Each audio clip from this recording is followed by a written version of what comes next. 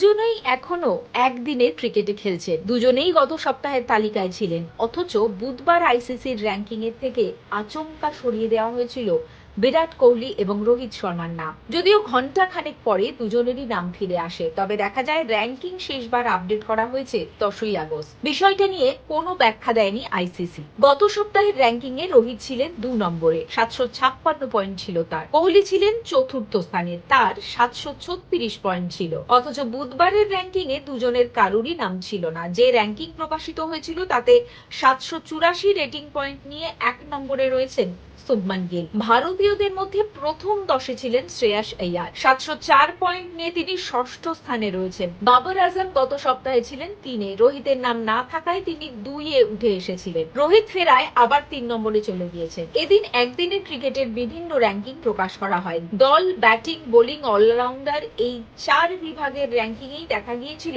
শেষবার তালিকা আপডেট করা হয়েছিল 19শে আগস্ট। অথচ 1 ঘন্টা পর বাকি র্যাঙ্কিং গুলোর আপডেটের দিন 19শে আগস্ট। ব্যাটিং এর র্যাঙ্কিং এর আপডেটের তারিখ দেখানো হয়েছে 10ই আগস্ট। বিষয়টা নিয়ে আইসিসি কিছুই বলেনি।